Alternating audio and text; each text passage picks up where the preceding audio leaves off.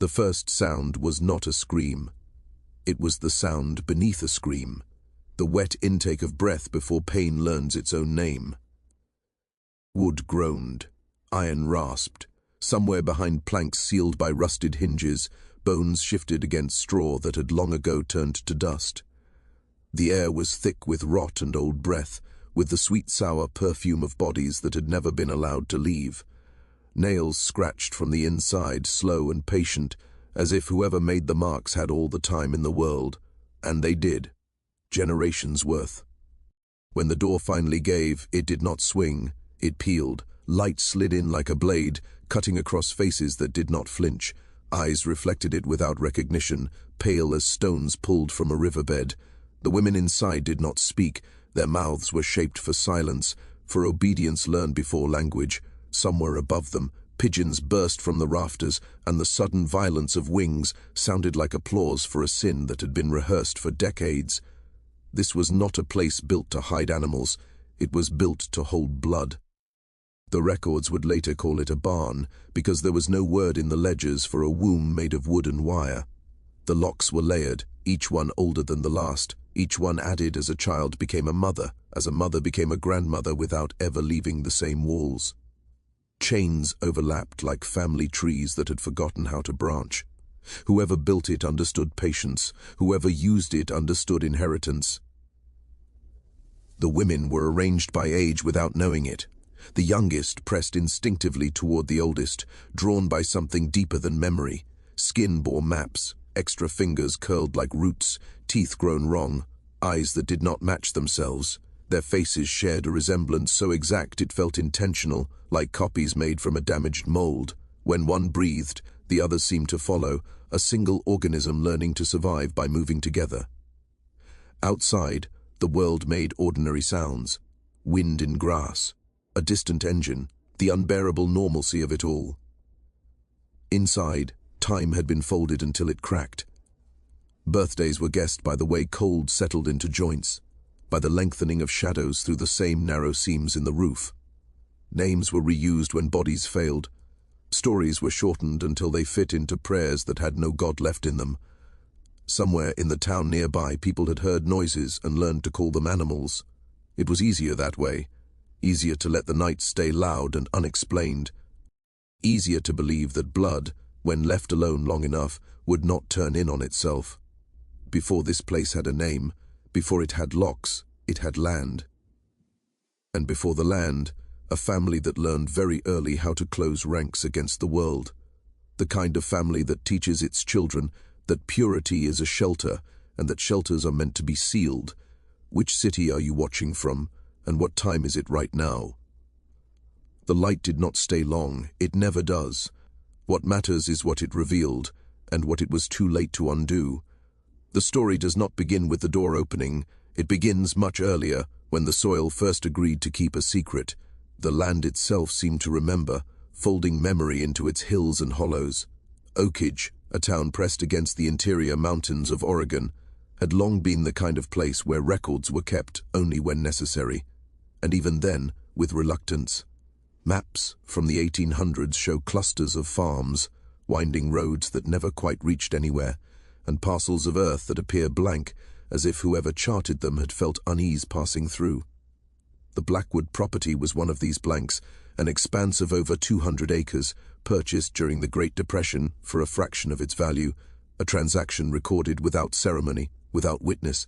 Elijah Blackwood had arrived in 1931, a man reduced to despair, bringing his wife Martha and 5 children into the shadow of a farm whose soil had already tasted blood. John Wickman's family had been murdered there, a century-old warning that festered in local memory, whispered to children at the edge of sleep.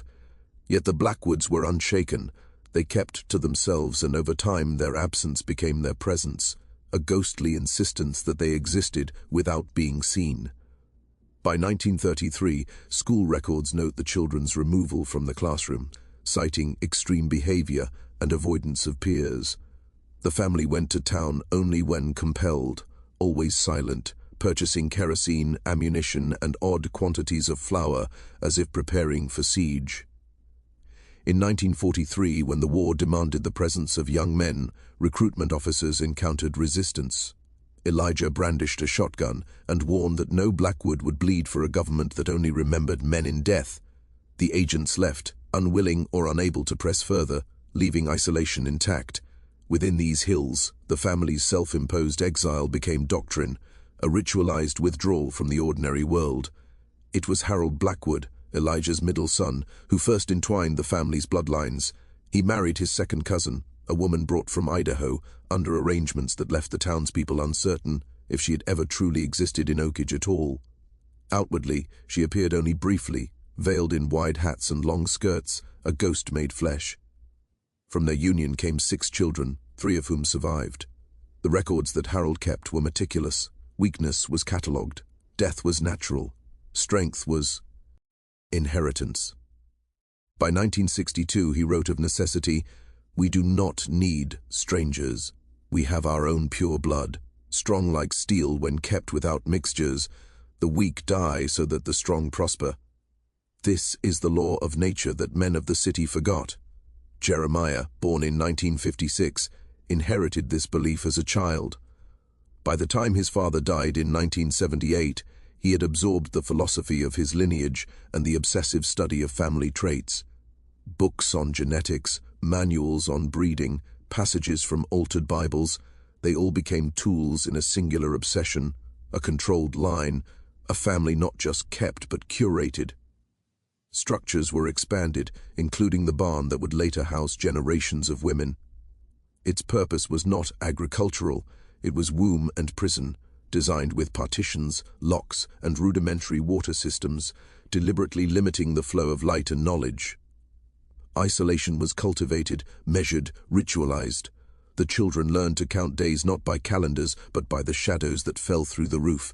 They learned obedience by repetition. They learned fear by example. And outside the property, the town carried on, ignorant, complicit in its own silence. This is how a child is born into darkness, and how the darkness begins to answer. It was in this silence that the first of them awoke to the world. Sarah, though she would not know it by name for many years, was born with the weight of generations pressing down upon her. Her earliest memories were of straw beneath her skin, of arrow slats through which light burned thin lines, and of voices that whispered both protection and warning. Her mother, also her aunt, also her sister, in ways the town could never understand, moved with the quiet precision of one who has always known she is watched. There was no lullaby, only the rhythm of confinement, the pattern of survival. From the beginning, Sarah noticed the difference in herself. Her body obeyed commands before her mind understood them. She observed the rotations of the older women, their rituals, the meticulous tending of the garden outside the barn's walls. Every day followed the same structure: food, water, cleaning, sewing, tending the plants, all under the gaze of an unseen authority. Even at 7, she recognized that obedience was survival. Curiosity could be dangerous, and yet she could not entirely suppress it. Whispers from the rafters spoke of outside worlds, cities made of stone, rivers that moved faster than any creek she had ever known, lights that did not fade with night. The older women told stories they could not verify, and yet Sarah held them as truth. She began to draw them, copying from memory, imagining herself walking beyond the confines of boards and nails. Her art was crude, childlike, but precise in the way it preserved what they had been denied. Every illustration was a secret map, every line a silent defiance. The men of the family, Jeremiah and Joseph, visited with strict regularity. Their presence was both a gift and a threat. Pregnancies followed as if on cue. Miscarriages were catalogued as natural culling. Surviving children were measured, assessed, and sometimes hidden away. The barn was alive with the rhythm of repetition, the inevitability of cycles that had begun long before any of its inhabitants could speak their own names. Some nights, Sarah would hear screams not her own. They echoed through the timber like the cries of ancestors, or perhaps warnings from the earth itself. She learned to count them, to recognize which belonged to the young and which to the older, to understand by pitch and timbre the subtle distinctions of pain. Over time, the screams lost their meaning. They became ambient, a soundtrack to her existence. It was during these formative years that Sarah began to notice patterns in her own reflection. Eyes like her mother's, a jaw like her father's, small imperfections that repeated across the family like a secret signature. She did not yet understand the nature of these resemblances, but instinct told her that her family was a mirror, and that the mirrors sometimes broke in ways the world would never forgive. Outside, Oakage remained unaware, or unwilling to see. Stories of strange noises reached some ears, but rational minds explained them away, whined through the trees, animals trapped in barns, children playing games they did not understand.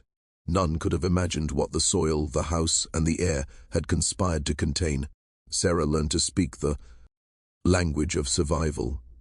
She learned to recognize threats without being taught. She learned to observe in silence, to act with patience. In those years, she became older than her body, wiser than her years, a witness and participant in the slow, methodical shaping of a generation kept apart from the world. It was in these early years that the darkness first whispered of the impossible, the way blood could bend, fold, and return upon itself, creating life both fragile and monstrous. The horrors of the barn did not announce themselves at once. They accumulated like sediment, layer upon layer, until the air itself seemed heavy with them. By the time Sarah was 12, the patterns of ritual, of visitation, of pain were etched into every plank and beam. The women knew precisely when the men would come, and they prepared themselves as if for a storm. There were no screams that went unheard, no sobs unrecorded in the meticulous notebooks hidden beneath straw mattresses. Each sound, each mark on skin or bone was catalogued. Every instance of weakness or deformity noted, assessed, and judged. The garden outside, ironically, was the only place that breathed beauty into their lives. Roses grew amidst vegetables, delicate petals a stark contrast to the smell of urine and decay inside. The women tended them in brief, observed intervals, their fingers rough and scarred, their eyes trained to the rhythm of sun and shadow. Even here, however, there was control. Nothing thrived without permis. Sion, and permission was a language learned over decades. By 14, Sarah began noticing the strange symbols carved into walls, marks that seemed to pulse with intent rather than random wear. Some were diagrams, interlocking shapes that Joseph had drawn during one of his visits. Others were initials repeated in careful sequence, a map of the bloodlines that sustained the barn's purpose. It was in these marks that Sarah first glimpsed the truth, the family tree folded upon itself, generations intertwined in ways that the outside world would find unthinkable. The older women tried to explain it as necessity, as law of nature, as survival. The world outside is broken, they would whisper. Our blood is what remains pure. But the truth could not be disguised. When Rose, a girl with malformed hands and pallid eyes, cried in pain, the older women would merely nod, recording each symptom. There was no comfort, only observation. The weak did not survive, and the strong were sharpened like steel against them. Animals, too, became part of the lesson. Dead creatures found at the edges of the property were dissected and studied, not for food, but for the understanding of life, the fragility of bodies under manipulation. Sarah learned early that control extended to all things, plants, animals, women, even the unseen. Her play was calculated, her laughter monitored, her curiosity disciplined. Visitors came rarely, their presence a reminder of a world outside the folds of the barn. They were always men, doctors, distant relatives, supply traders. They noticed nothing, or if they did, they spoke only when compelled, their words carefully weighed against silence. No one dared to ask what lived within the locked walls, what screamed into the night. It was during this period that Sarah began to draw her first maps of the outside, based solely on fragmented stories. She imagined cities with streets wider than the paths of Oakage, rivers that roared louder than any creek, skies crowded with shapes that moved against wind. These drawings, hidden beneath straw and forgotten journals, were her rebellion, her attempt to understand a world that had been denied to her. By 16, the barn had become a closed universe. time had lost meaning. Puberty, pregnancy, death, and survival had merged into a single continuum, as inexorable as the rotation of the sun through the tiny slits of the roof. And yet, within this constructed nightmare, Sarah learned to observe, to calculate, to anticipate. She was no longer merely a child. She was the inheritor of a secret knowledge that blood could be contained, controlled, and shaped to an almost unimaginable end. It was in this dark apprenticeship that the barn began to speak its deepest truths, and in them the family's hidden sins could not remain concealed any longer. The revelation arrived quietly, though its weight was unbearable. One evening, while tracing the lines of an old notebook left by Joseph, Sarah saw it. Bert. Dates, unions, notes on eye color, on jaw structure, on bone alignment. It was not merely record-keeping. It was a ledger of manipulation, a blueprint for the continuation of blood that had folded in upon itself for generations. And within those pages she saw her own mother's name repeated with her father's, again and again, tracing a pattern that made her stomach contract.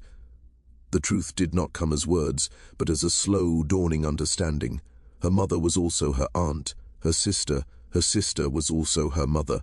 Lines blurred until the shape of her family seemed impossible, grotesque. The older women avoided her eyes when she questioned aloud. Their silence spoke volumes.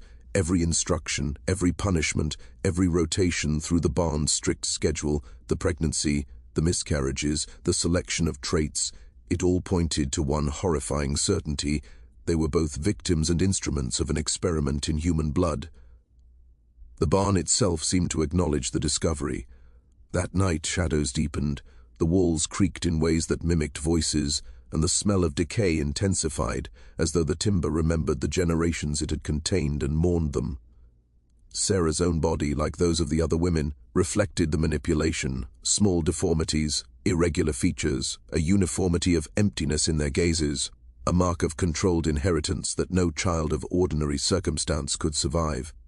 It was not just incest, it was deliberate. Endogamy, carefully planned, traits selected, reinforced and preserved. Weakness was culled with clinical precision. The most fragile were left to die, the strongest survived, trained in obedience, conditioned for the cycle to continue. The notebooks indicated that some unions were chosen to preserve eye color, jawline, even subtle neurological patterns. There was an obsession with symmetry and predictability, a belief that humanity could be folded into a mold without shattering. Outside Oakage, townspeople noticed little: fires in the hills, broken fences, missing animals. Any anomaly was explained by storms, by rust, by the inevitable decay of rural life. Children were instructed not to ask, and few did. The barn was a silent sentinel, guarding its secret against curiosity and morality alike. Occasionally, a neighbor would hear cries that were almost human, almost animal, but the sounds were shrugged off. No one dared investigate. Inside, the older women prepared the youngest for what would come. Sarah watched as April, barely 14, was instructed in the ways of the barn. She learned to cook, to sew, to recognize the rotation of the men. She learned how to accept both pain and isolation as normal, to normalize suffering so deep that the mind itself became pliable, an instrument of obedience. And as Sarah observed, she also recorded, mapping the cycles, counting the rotations, sketching the hidden passages, storing knowledge in her mind that the walls could not contain. By the Ime. She reached 17. Sarah understood the full architecture of horror, the way blood could be controlled, the way time could be suspended, the way a family could fold itself into secrecy so deep that the outside world might never recover its memory. She realized that the barn was not merely a prison. It was a crucible. It tested, refined, and preserved, but always at the cost of humanity. And it was in that understanding, terrifying as it was, that the first thoughts of escape and revelation began to stir, faint as whispers against centuries of silence. By the late 1980s, the barn had become a fortress of ritualized horror. Jeremiah's obsession with pure blood intensified, as did the rotations of the women. Diaries recovered later revealed a calendar of visits, each marked with precision. Who would come, who would stay, which unions were necessary, which traits required reinforcement. Births, miscarriages, stillborns, deformities. They were all noted with the same meticulous, clinical detachment, as though the women were experiments rather than human beings. Sarah, now in her early 20s, had assumed a role she had never asked for. She became a teacher to the younger women, instructing them in the measured routines of the barn, in the stories of the outside world, distorted though they were. She drew maps, memorized light patterns, and calculated the passage of time with a precision that the patriarchs did not realize she had acquired. Though they intended obedience, they had inadvertently created a witness. The garden outside remained a fragile contradiction. Roses bloomed amid vegetables, petals trembling in the cold mountain wind. The women tended it as if the world of color and growth was a whisper of hope. But beyond the small fence, shadows moved in human forms. Jeremiah, ever vigilant, monitored the land with careful observation, his presence felt even when absent. He believed that the world outside could corrupt their line, and he had long since concluded that fear was the best teacher. The true horror unfolded not only in isolation but in the physical manifestation of generations of inbreeding. Polyactyly, malformed jaws, vision impairments, heterochromia, these were merely the surface. Internal organs, heart malformations, metabolic disorders, neurological impairments, they were the unseen consequences, a genetic footprint of decades of manipulation. Some women, like Rose and April, bore the heaviest burdens, fragile yet compelled to endure. Sarah observed these effects with a mixture of fear and clarity. She catalogued them silently, storing knowledge that would one day shock the outside world. The barn also contained a system of memory and control, notebooks hidden under straw detailed reproductive value, individual assessments, and the subtle manipulation of traits. Weakness was not only permitted, it was celebrated as natural elimination. The strong were groomed for survival, their minds sharpened in ways that bordered on genius despite deprivation. Sarah learned to read the patterns, to anticipate movements, to understand the hierarchy of the barn as if it were a living entity. There were nights when screams echoed through the rafters, both her own and others. They were neither cries for help nor despair. They were the language of survival, of trauma absorbed and normalized. Jeremiah often spoke of evolution, of purification, of creating a lineage that the world had never seen. He invoked pharaohs, eugenics manuals, and distorted biblical passages, constructing a theology of cruelty that justified every violation. And yet, despite this, Sarah retained a spark the patriarchs could not extinguish. She read, she drew, she taught. She documented. Slowly, quietly, a mind formed capable of understanding the horror in its entirety, capable of imagining a future beyond the barn's walls. It was in these years, among the straw and the shadows, that the possibility of revelation, the potential for the world to finally see the Blackwood experiment, first emerged. The barn's darkness was complete, yet in its heart a witness was rising, one who would carry memory, horror, and truth into a world that had almost forgotten the price of isolation. The revelation that would shake Oakage arrived not with a bang, but as the slow peeling of secrecy. A neighbor, long accustomed to the occasional odd sound drifting from the hills, finally made the call. On October 17, 1997, Sheriff Thomas Wilkins received an anonymous tip, a voice trembling, almost fearful of its own words. The report spoke of screams that were not animals, of a barn sealed so tightly that no human could enter without force. No one had ever seen the women leave. The years of whispered rumors and half-glimpsed shapes were about to crystallize into something undeniable. When law enforcement arrived, the barn was more than a structure. It was a manifestation of obsession, a physical embodiment of decades of isolation. The door resisted. Chains rattled like warning bells. When finally breached, the odor was the first to strike. Urine, feces, decay, and something ineffably human, the concentrated smell of absence. Inside, light cut through cracks, illuminating 7 women between the ages of 12 and 42. Their eyes, empty yet alert, turned toward the intruders. The air trembled with the sound of their breathing, a rhythm learned over decades of confinement. Medical teams and coroner Michael Stevenson described what they saw as unprecedented. Physical deformities marked every body: extra fingers, malformed teeth, heterochromia, vision impairments. But it was the sameness of the eyes that chilled the professionals most, identical, empty gazes that betrayed generations of inbreeding and deprivation. The barn was not merely a home, it was a laboratory of human suffering. A curated line of blood stretched taut across 5 generations.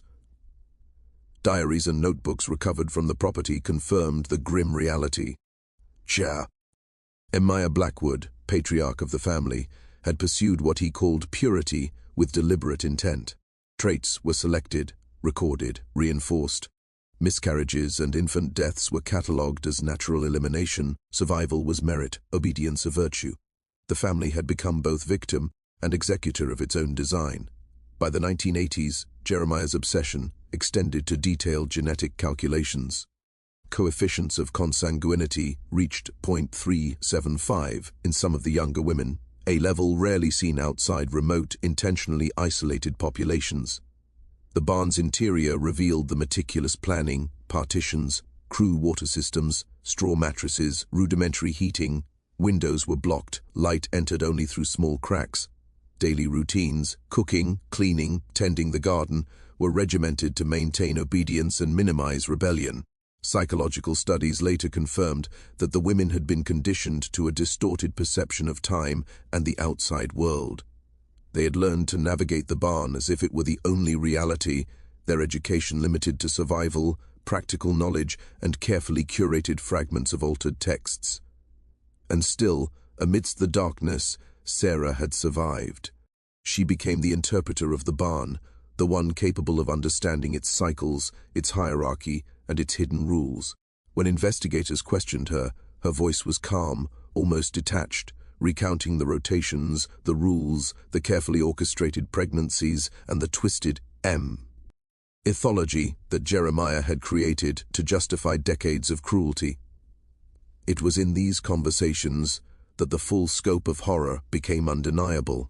The women were not only imprisoned, but were also the product of a generational experiment in controlled bloodlines. The world outside Oakage had been blind for decades.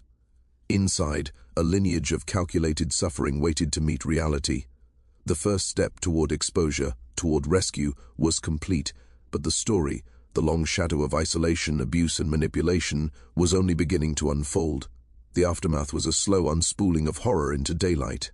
4 days after the barn was breached, the 7 women were moved to a medical facility in Portland, each step measured, each sensation overwhelming. The world outside, lights, sounds, strangers, the smell of streets and asphalt, was a shock to senses long deprived. The process of reintegration would stretch over years, guided by doctors, psychologists, and social workers who had never encountered a case of such extreme isolation. Jeremiah and Joseph were arrested immediately. Their assessments revealed minds both warped and disciplined, shaped by decades of secrecy and ideological obsession. Jeremiah remained impervious, insisting that the barn had been a sanctuary, that every act of cruelty had been an act of directed evolution. Joseph, in contrast, gradually recognized the magnitude of their deeds, admitting in letters to the court that he had lived in ignorance of morality, shunned to obey without understanding. Medical examinations detailed the consequences of years of intentional endogamy.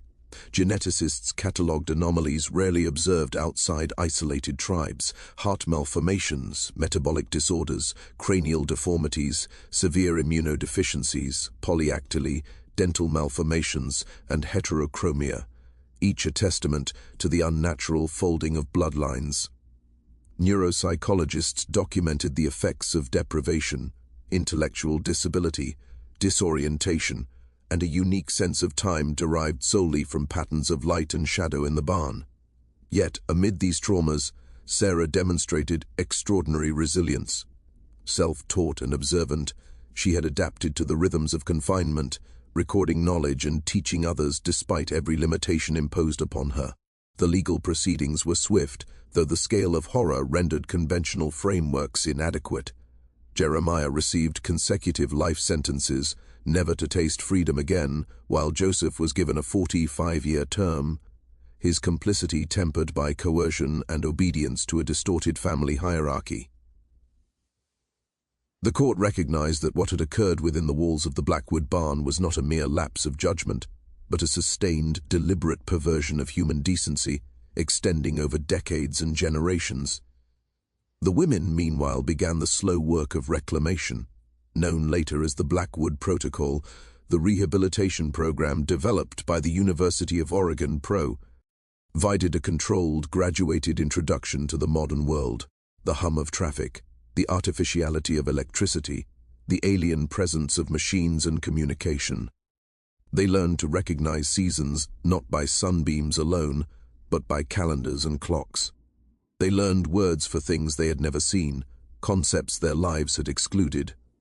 The garden outside the barn had been their only link to beauty and growth. Now they were taught to navigate streets, classrooms, and social landscapes. Sarah chronicled the ordeal, transforming memory into testimony. Her book, Born in Darkness, Memories of the Blackwood Barn, became a beacon, later adapted into a documentary that garnered critical acclaim. It was her declaration: they were not victims alone, they were survivors. And through her voice the world began to understand what centuries of isolation, secrecy, and obsession could inflict on human flesh and mind. The Blackwood barn, once a fortress of cruelty, became a symbol of vigilance, a reminder that communities must watch over their most isolated members, that silence allows horror to flourish, and that even in the darkest recesses, the human spirit can endure. Years later, the Blackwood property was finally erased from the landscape.